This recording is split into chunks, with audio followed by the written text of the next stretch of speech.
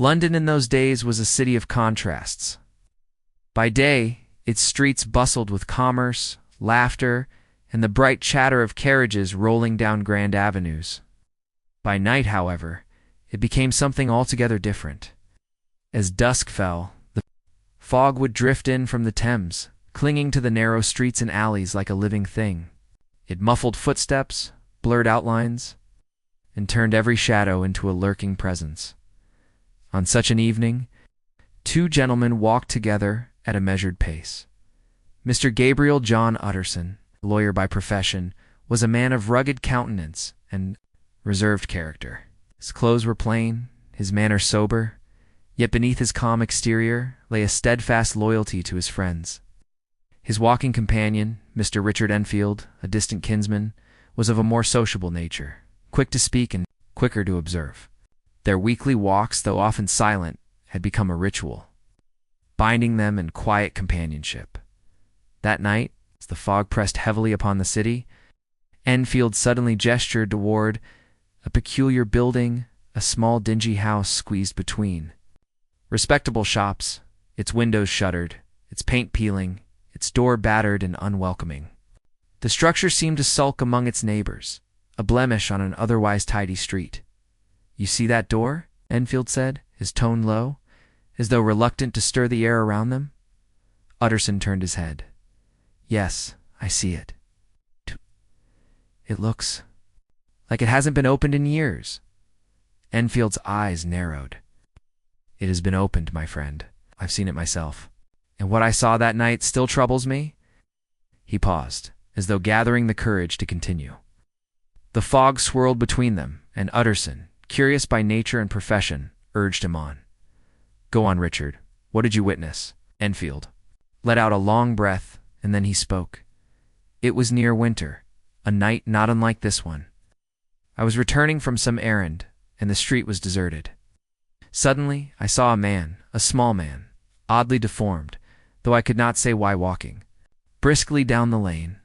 His very appearance filled me with a sense of unease, as though he carried with him a darkness invisible yet palpable." Utterson's brows furrowed, his interest deepening. Enfield's voice grew colder. "No older than 8 came running out of a side street. She collided with the man, nothing more than an accident. But do you know what he did, Gabriel? He trampled her, without hesitation, without a flicker of remorse. He stepped right over her small body and continued on, calm as you please, while the child screamed on the stones beneath his feet.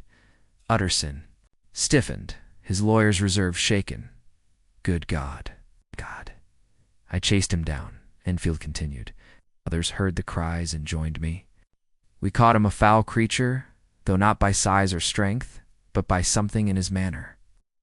I swear to you, Gabriel, there was something inhuman in the way he looked at us. He was wrong, not merely cruel, but unnatural." Enfield shuddered. He agreed, after much quarrel, to make amends. "We demanded money for the girl's family, and he consented. But here's the curious part. He led us to that very door." Utterson looked again at the battered entrance, now darker still in the fog. Enfield nodded grimly. "He went inside, and when he returned, he carried a check. The check was signed by a most reputable man, a man whose name carries weight in London society. Yet the villain before us was Mr. Hyde. That is the name he gave, and I assure you, it fits him as no other name could." For a moment, the street was silent, except for the drip of fog-soaked eaves. Utterson's voice was quiet but firm. "You say the check was genuine?" "As genuine as the Bank of England," Enfield replied. "And yet the man was loathsome. I cannot describe it, Gabriel. He was not monstrous in form, no horns, no claws, but he left a mark upon the soul. Every man there felt it. Even to remember his face now makes me sick." Utterson stood in thought, his lawyer's mind worry like a machine. For weeks he had been troubled by his friend Dr. Henry Jekyll's will. The document had startled him, for it left all of Jekyll's property, reputation, and wealth to one man alone, Edward Hyde. Why? Would Jekyll, a man of kindness and respect, place such trust in a creature who inspired disgust at first sight? Utterson did not yet speak his suspicion aloud, but within his heart a seed of dread was planted. The respectable doctor and this hideous stranger were bound together by some secret bond, and as the two men continued their walk through the fog, Utterson knew that he would not rest until he had torn that secret into the light. Mr. Gabriel Utterson, lawyer by profession and guardian by conscience, had always lived by rules of reason. His world was one of contracts and wills, of laws and obligations, of clear lines that separated right from wrong. Yet the story of Mr. Hyde, told to him by Richard Enfield in the fog-drowned street, gnawed at his mind like a worm burrowing into wood. That night he returned to his chambers, but sleep did not come. The fire in the grate flickered low, casting long shadows against the walls, and Utterson sat in his chair, brooding over the strange connection between his good friend, Dr. Henry Jekyll, and this mysterious Edward Hyde. He reached for the safe that lay in the corner, unlocked it, and drew out a parchment he had hoped never to see again. It was Dr. Jekyll's will. The document, Jekyll's own hand, was peculiar, so peculiar that Utterson, who was not given to superstition or irrational fear, had felt uneasy from the very first moment he read it. The will declared that, in the event of Jekyll's death, or even his disappearance for a period exceeding 3 calendar months, all his property, his fortune, his very house, were to pass into the hands of Edward Hyde. Edward Hyde. The name now carried weight, dread, and a dark echo. Utterson muttered the syllables aloud. The sound seemed to chill the room. He recalled Jekyll's words from weeks past. "This is a matter of great importance to me, Gabriel. I beg of you, do not question it further." But how could he not? Could Jekyll be under the power of blackmail? Could Hyde hold some damning secret over the good doctor's head? The thought of it roused Utterson's protective spirit. For Jekyll was not only a client, he was a friend. Perhaps the only one Utterson allowed himself to hold dear. Restless Utterson made a decision. If Edward Hyde was the shadow haunting Jekyll's life, then Utterson would hunt that shadow down. The very next day, under a pale London sun that did little to pierce the lingering fog, Utterson began his search. He inquired discreetly among his contacts, lawyers and clerks, servants and watchmen. Hyde's name was known only in whispers. Some said they had glimpsed him late at night, slipping through alleys with a quick, furtive stride. Others described him as a small man, yet one with a presence so foul that it made grown men shudder without knowing why at last. Utterson found himself once more at the very door Enfield had pointed out, the battered, sinister entrance that Hyde had used. He stationed himself nearby, determined to wait as long as it might take. Hours passed. The fog thickened, then thinned, as if breathing in and out. Carriages rattled by, footsteps echoed, but none belonged to Hyde, until suddenly they did. A figure emerged from the mist, a man of slight stature, walking briskly, with a peculiar unevenness in his step, as though every movement were both hurried and reluctant. His clothes were ordinary, but his face, his face. Utterson later struggled to describe it, for it was not grotesque in the way of deformities, nor monstrous in the way of nightmares. But there was something there, something that repelled the human spirit. A deformity of the soul, etched invisibly into his features. This was Edward Hyde. Utterson stepped forward, blocking his path. "Mr. Hyde, I believe." The man stopped short, his eyes small and darting like a rat's, fixed on Utterson with sudden hostility. His lips curled back, exposing teeth in something between a sneer and a snarl. "That is my name," he said, his voice low with a harshness that grated on the ear. "What business have you with me?" Utterson, though chilled, held his ground. "I am a friend of Dr. Jekyll. I believe we have mutual interests." At the mention of Jekyll, Hyde's expression shifted. A flicker of something crossed his face, possession, triumph, or perhaps a warning. He stepped closer, and though he was smaller than Utterson, his presence seemed to loom, to radiate an aura of menace. "You know Jekyll?"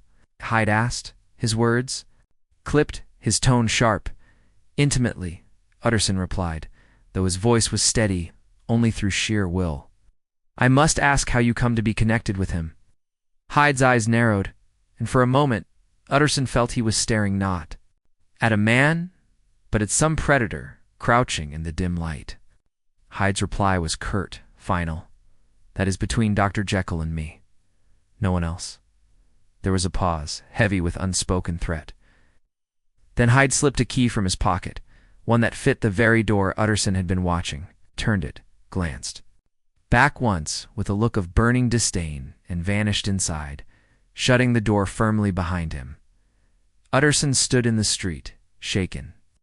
He realized his hand was trembling, though he had not noticed until then. It was as if the air had grown colder in Hyde's presence, as if the world itself recoiled from the man. That night, Utterson sought out Jekyll at his house in Cavendish Square, a handsome residence with a warm and respectable air. The contrast between this home and the dark door Hyde used was striking. Here servants moved about quietly, candles burned brightly, and the scent of polish and hearth fires spoke of order and civility. Jekyll received him in his study. He was a tall, well-made man of 50 with a large face, kindly in expression. Though perhaps a touch worn from years of both study and pleasure, he greeted Utterson warmly. Yet there was something in his eyes. A shadow, a hesitation that betrayed unease. "Gabriel," Jekyll said, "you come at a late hour. What troubles you?" Utterson, loyal but firm, did not dance around the matter. "It is Hyde, Henry. I have seen him. I have spoken to him. And I cannot understand why you would bind yourself to such a creature, much less make him the sole heir of your will." Jekyll's face paled. His hand, resting on the desk, twitched. For a long moment he said nothing. Then, with effort, he forced a smile. "My good Gabriel," he said softly, "I am grateful for your concern, but you must trust me. I am deeply interested in Mr. Hyde. I cannot explain why, but I ask you, as a friend, not to meddle in this matter." "Not to meddle," Utterson repeated, his voice stern. "Ray, your reputation, your fortune, even your very life may be at stake. That man is unfit for your company, let alone your trust." Jekyll's eyes flashed with a sudden passion. "You do not know him as I do. He is my concern, and mine alone. I ask you to promise me this. Promise me you will let it be." Utterson fell silent. He saw that further argument would yield nothing. But in his heart, suspicion only deepened, for he had seen Hyde with his own eyes. It felt the unnatural chill that clung to him, and he knew with dreadful certainty that Hyde's shadow now lay across Henry Jekyll's soul. Asterisk, asterisk, the weeks passed. Yet Gabriel Utterson could not rid his mind of Edward Hyde. The shadow of that encounter, the sneering face, the rattle-like eyes, the aura of something inhuman, lingered in memory as vividly as a nightmare one cannot wake from. And though Henry Jekyll reassured him, though the doctor smiled and spoke with the same gentle courtesy he had always possessed, Utterson felt the unease growing stronger, like a storm building far off at sea. Dr. Jekyll, in those days, seemed to live two lives in one. He was the very image of respectability. His home was filled with warmth, his servants well kept, his friends received with kindness. He gave dinners at which men of science, men of faith, and men of law gathered together. And Jekyll presided at the head of the table with generosity of spirit. His laughter was full, his voice steady, his manner confident. No one, seeing him in those moments, would believe he could be touched by anything base or dishonorable. And yet, there was another life. Sometimes unannounced, Jekyll would vanish. For days at a time, no servant could say where he had gone. His letters would arrive written in his hand, instructing that he was not to be disturbed, that he was about his work and required solitude. But whispers drifted. His laboratory was often locked from within. Strange odors seeped beneath the door. The sound of glass clinking, of liquids boiling, echoed faintly in the night. And when at last he emerged, there was a peculiar difference in his appearance, a look of strain, as though he had wrestled with something unseen. Utterson noticed it most clearly one evening when he dined with him. Jekyll's face, normally so open and genial, seemed pale, even haggard. His hands trembled faintly when he lifted his glass. Yet when Utterson asked after his health, Jekyll brushed the matter aside with a forced smile. "Nothing, Gabriel, nothing at all. A touch of overwork, perhaps, but I assure you, I am well." The lawyer wanted to believe him, but the words rang hollow. It was during this time that the friendship between Jekyll and Hyde became the subject of whispered curiosity in the city. People had begun to notice Hyde. He was seen moving through the darker quarters of London, visiting taverns of ill repute, keeping company with the lowest of men and women. Stories spread of sudden bursts of violence, of cruelties inflicted for no reason at all, of servants who quit their posts rather than remain in his presence. And yet, whenever Hyde was spoken of, his connection to Jekyll followed close behind. Respectable men shook their heads in disbelief. How could a gentleman like Dr. Jekyll, a man of science and honor, lower himself to the company of such a brute? They asked. The question had no answer, none save the one Utterson feared, that Jekyll was in some terrible bondage to this man. One night, unable to contain his worry, Utterson confronted Jekyll once more. They sat together in the doctor's study, the fire burning low, shadows stretching long across the walls lined with books. Henry Utterson said gravely, "This cannot go on. You are a man of standing, of dignity, yet your name is whispered in the same breath as Edward Hyde's. You must break with him. You must cut him off entirely, for your own good." For a moment Jekyll sat in silence, staring into the fire. Then he sighed heavily, like a man carrying a burden too great for words. "My dear Gabriel," he said at last, his voice low, "you speak with the loyalty of a friend, and I cannot thank you enough. But I assure you, with all the truth I can muster, that I have done what you ask. Hyde shall trouble me no more. I have resolved it. You need not fear for me in this matter." Utterson studied him. The words were spoken with conviction, yet there lingered something in Jekyll's eyes. Was it relief, or was it dread? Still, he chose to accept them. And for a time he allowed his heart some measure of peace. And indeed, for several months thereafter, it seemed as though Jekyll had returned to his old self. He was seen once more in good company, taking part in charitable works, attending church, visiting the sick. He gave lively dinners again, where laughter rang late into the night. His friends remarked upon it gladly. Jekyll is himself again. But beneath the surface, something darker stirred. The truth, unknown to all save Jekyll himself, was that the bond between him and Hyde was not so easily broken. It was not mere friendship, nor blackmail, nor even a shared sin. It was something deeper, something unspeakable.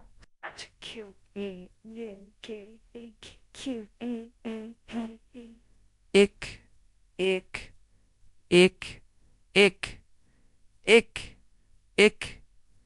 Secrecy of his laboratory had discovered a door between two worlds, the world of his honorable, respectable life, and the world of unbridled passion and cruelty. And Hyde was that door. To be Jekyll was to be bound by conscience, by law, by expectation. To be Hyde was to be free. Free to indulge in impulses without shame, free to act without consequence, free to taste the forbidden fruits of life and feel them all the sweeter because they were stolen. The temptation was terrible. At times, Jekyll resisted, turning his back on the darker half of himself. But then the craving returned, gnawing, insistent. And when at last he gave in, when the transformation swept over him, and he walked the streets as Hyde once more, the pleasure was too intoxicating to deny. Yet with every indulgence, every cruel act, the shadow of Hyde grew stronger. And Jekyll, though he told himself he could stop whenever he wished, was no longer the master of his fate. He was a prisoner of his own desires, and so the dual life of Dr. Henry Jekyll deepened, one life shining in the eyes of society, the other crawling through the shadows of the night. Each fed upon the other, each more dangerous than it seemed. And though the world had not yet glimpsed the storm gathering, Utterson's heart felt it. For no man can serve two masters. No soul can wear two faces forever. And sooner or later, the mask must slip. And when it did, the world would see the true face of Edward Hyde. London, in the closing months of that year, was a city heavy with fog. The lamps burned weakly through the mist, their yellow halos floating like willow, the wisps above the cobblestones. It was on such a night that the city learned the full horror of Edward Hyde. The crime was sudden, savage, and senseless. Sir Danvers Carew, a kindly gentleman of advanced years, had been walking home late, his cane tapping lightly against the pavement. He was a man of good heart, known for his charitable works and his gentle words. There was no foe in his life, no quarrel upon his conscience. Yet it was this very man whom Hyde encountered beneath the shadow of the lamps. No witness could later explain what provoked the attack. Carew had merely spoken a greeting, a word of courtesy, when Hyde, seized by some nameless fury, struck him down. Blow after blow rained upon the old man, his stick splintering under the violence. The air rang with Hyde's snarls, not unlike those of a beast. When at last the fury was spent, Sir Danvers lay lifeless upon the stones, his body broken, his blood staining the mist. The city shuddered. The newspapers cried out in outrage. A respected citizen murdered without cause. The authorities scoured every street, every alley, in search of Hyde. His description, small, deformed, hateful, was passed from mouth to mouth. His name became a curse, a thing whispered with dread. And yet though the whole of London hunted him, Hyde seemed to vanish into thin air. It was then that Gabriel Utterson went again to his friend Jekyll. He found him pale, trembling, yet strangely relieved. "I give you my solemn word," Gabriel Jekyll said, clutching his friend's hand. "I am finished with Hyde, forever. You shall not see him again. The horror of this crime, the horror of knowing his guilt, it has severed the bond between us. You may trust me. Edward Hyde will return no more." And indeed, for many weeks, Jekyll lived like a man restored. He devoted himself to good works with a fervor bordering on desperation. He spoke kindly to his servants, gave generously to the poor, attended to his patients with a gentleness that moved them to tears. To all outward eyes, Dr. Jekyll was redeemed, but beneath the surface, a terrible truth unfolded. The first sign came one quiet afternoon, when Jekyll sat alone in his garden, the sun shining kindly upon his face. He breathed the sweet air, felt the warmth upon his skin, and told himself he was free, free from Hyde, free from temptation, free from shame. And then it happened. Without warning, without potion, without laboratory or draft, the change came. It began with a shiver, a crawling. Under his skin, his hands twisted, shrinking, his knuckles thickening, his nails darkening. His face, once noble, drew inward, the features contorting into something sly and hateful. His heart raced, his breath shortened, and in the space of moments, Henry Jekyll was gone. Edward Hyde stood in his place. The horror of it struck him like lightning. No longer was Hyde bound to the cabinet, 2 powders and potions. No longer did the change require choice.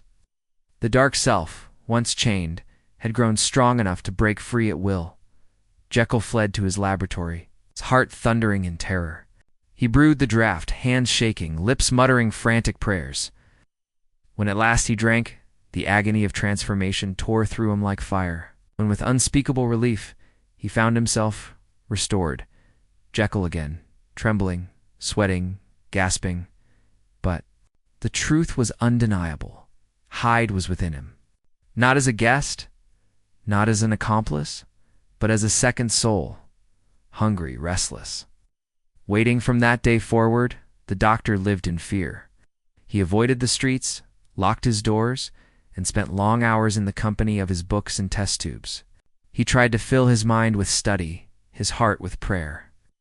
But always lurking was the knowledge that at any moment, without warning, the other might break free.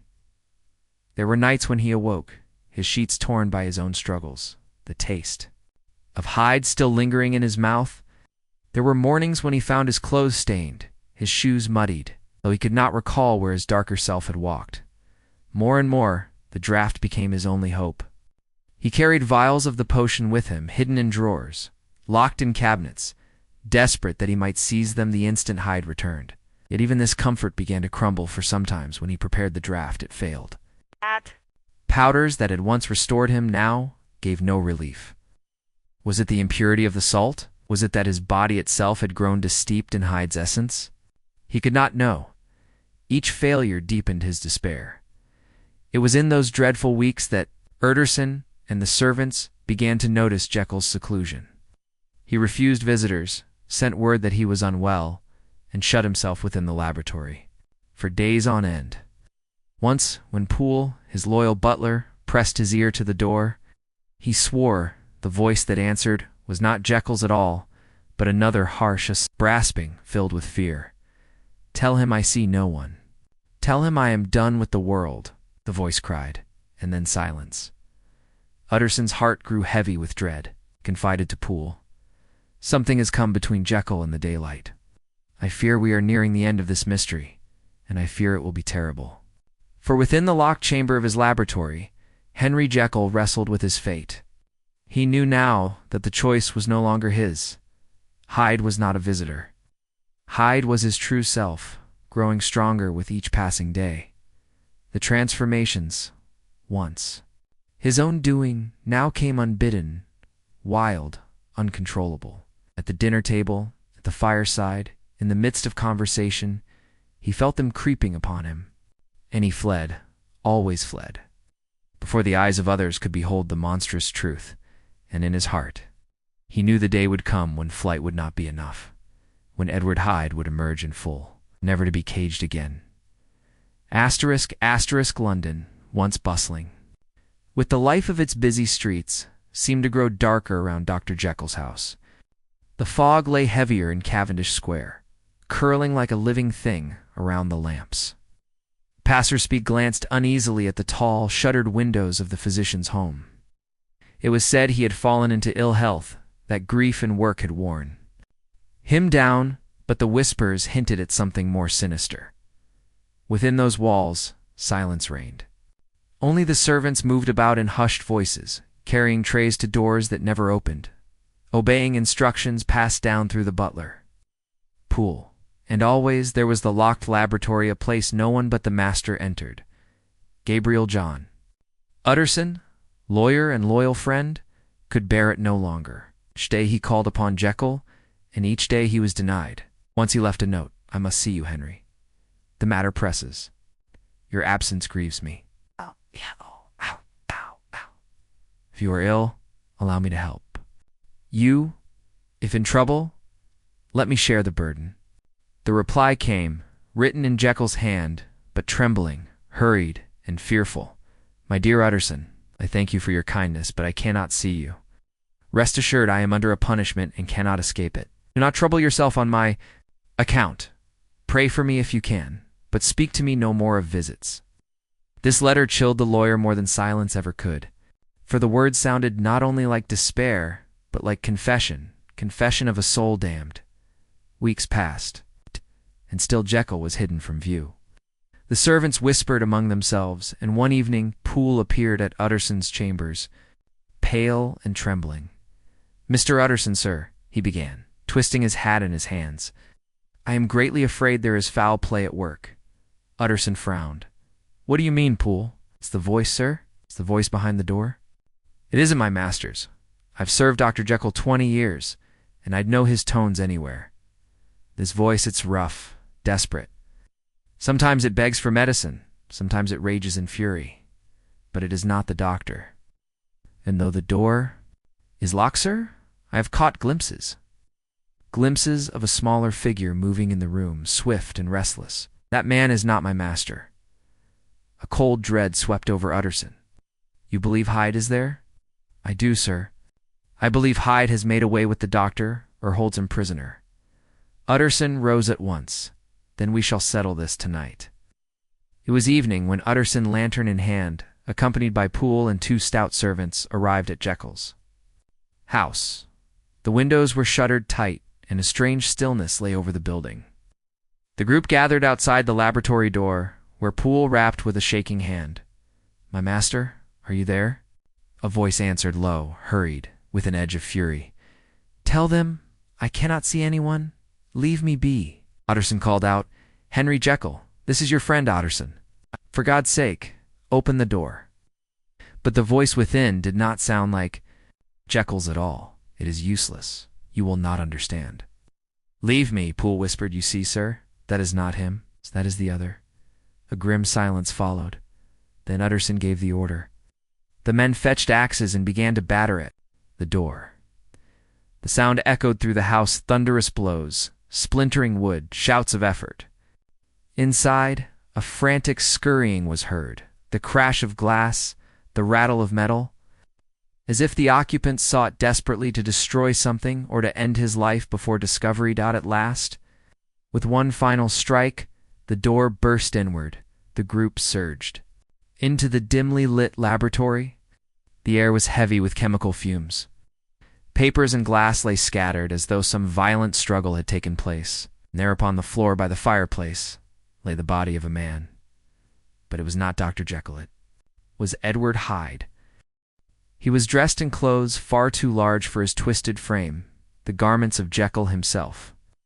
In one hand he clutched a broken vial, the sharp scent of poison still rising from it. His face was twisted in an expression of terror and malice combined, and his small body lay motionless in death. Utterson stared, horror striking his heart. We came too late. He has taken his own life. But where is my master? Cried Poole in despair. This is Hyde, sir. Hyde is here. But where is Henry Jekyll? Utterson turned his gaze around the laboratory. There was no sign of Jekyll's body, no trace of his escape. Only Hyde dead, pitiful, monstrous. And then Utterson saw it. A sealed envelope, lying upon the desk, addressed in Jekyll's hand. Debt. To Mr. Gabriel John Utterson. To be opened only after my death or disappearance. Utterson took the letter with a trembling hand. We have not lost Jekyll entirely. Here lies his truth. Okay, tonight we shall read it. Right. Back in Utterson's chambers, the fire casting long shadows across the walls, the lawyer broke the seal. Inside were two enclosures, a short note from Dr. Lanyon, written before his death, and a longer statement in Jekyll's own hand. He read first the words of Lanyon. My dear Utterson, if you are reading this, I am dead. What I witnessed shook me to the very soul. I was sworn to secrecy, but the burden has killed me. In Jekyll's letter, you will find the full confession. God forgive us both. Utterson, his hand trembling, then turned to Jekyll's confession. And as the hours passed, the full, dreadful truth was revealed at last. Asterisk, asterisk. When Mr. Utterson broke the seal and unfolded Dr. Jekyll's long, trembling manuscript, the candlelight flickered across pages that bore the weight of a soul in torment. Every word was etched with despair, every sentence a step deeper into the abyss of one man's divided self. And thus began the final confession of Henry Jekyll, asterisk. I was born to a position of comfort, to honor, and to respect. From my earliest years I possessed a certain gravity, a desire for virtue and for the esteem of my fellow men. And yet beneath that upright face of morality, there lingered passions darker and more reckless. The pleasures of indulgence tempted me, but the fear of discovery and the demands of my reputation held me back. It was this duality, this constant tug between light and darkness, that shaped my life. I was not truly one man, but two, the Honorable Henry Jekyll, beloved physician and friend, and the secret sinner who craved liberty from the chains of conscience. Others are content to wear one mask, but in me the two were always at war. It was this torment that led me to the path of damnation. Asterisk, asterisk, in my studies of medicine and chemistry, I stumbled upon a theory that man is not one being but two, that within each of us lies a twin, one noble, one base, one angel, one fiend. If those two could be separated, might not each walk his path free from the torment of the other? So I labored, day and night, among powders and tinctures, distilling substances whose properties I scarce understood. At last, after years of toil, I compounded a draught that promised to sunder the two selves, and one midnight with trembling hand I drank it. Asterisk Jekyll described the agony that followed the grinding of bones, the flooding of new powers into his veins, the sense of tearing asunder. His body shrank, his features twisted, but his soul felt liberated. I was reborn, smaller. Younger, more wicked, freed of conscience. I laughed aloud in that chamber. Thus was Edward Hyde brought into the world. Its asterisk is Hyde. I felt no restraint, no shame. I could tread the paths that Jekyll dared not. By day, I returned to my respectable form, the kind doctor. But by night, I could become Hyde and surrender to those appetites I had long suppressed. At first it was bliss, a double existence, each half ignorant of the other. But temptation grew. Hyde became stronger, hungrier, and every indulgence made his presence more natural, more dominant. Asterisk Jekyll's hand shook on the page as he confessed his dissent. I had thought to use Hyde as a mask, to put him on and off, at will. But soon I learned that Hyde was not merely part of me. He was me. He was my truest self, freed of all virtue, stripped bare of humanity, and he craved not only pleasure, but cruelty. Asterisk, the night came when Hyde's hand was stained with blood. I speak of Sir Danvers Carew. I had not intended murder. But rage seized me, and with a cane I struck him down. When the deed was done, I fled in terror. Yet even then, there was a twisted joy within me, for Hyde knew no guilt. Only Jekyll did. Asterisk shuddering. Jekyll wrote how he tried to cast Hyde aside forever. He destroyed his laboratory instruments, swore never again to drink the draught, and devoted himself to good deeds. For months, he lived blamelessly, but temptation gnawed at him.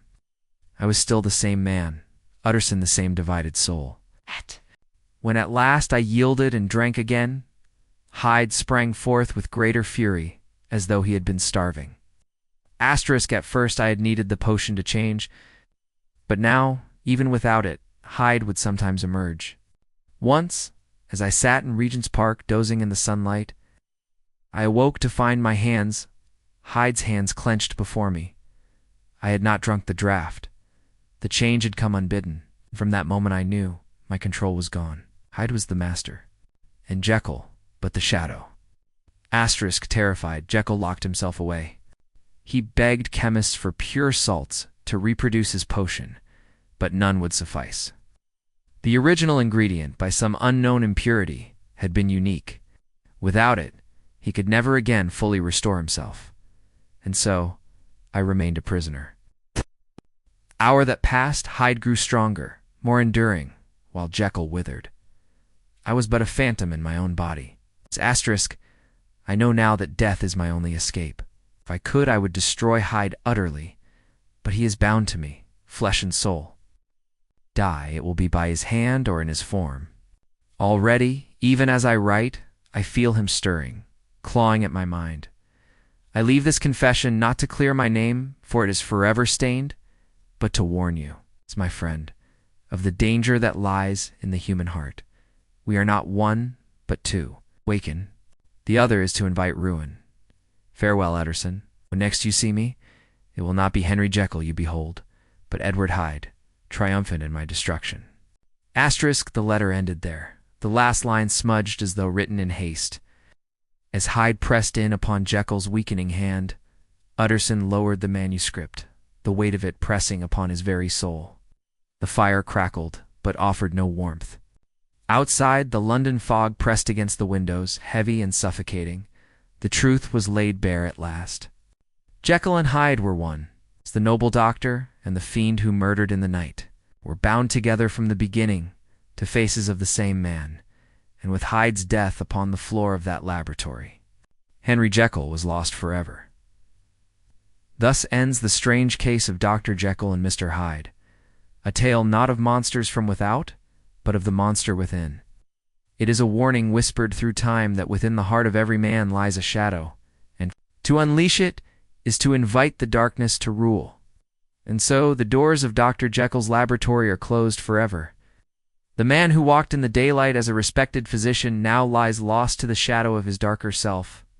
Edward Hyde, the fiend born from human desire, claimed victory over his master, leaving a lesson as old as time. Within each of us lies a duality, a shadow that waits for a moment to emerge as the fog settles over London's streets. Remember that monsters do not always live in castles or graveyards. Sometimes they dwell within hearts that seem pure, hidden beneath masks of respectability. If this tale has chilled your spine and stirred your curiosity for the unknown, do not leave this story in silence. Share it so others may feel the shiver of a shadowy world. Like this video, if you dared to step into the darkness, and subscribe to The Hunting Hour, where every story whispers the secrets of the night, and every shadow hides a story waiting to be told. Until next time, beware the duality that sleeps within you.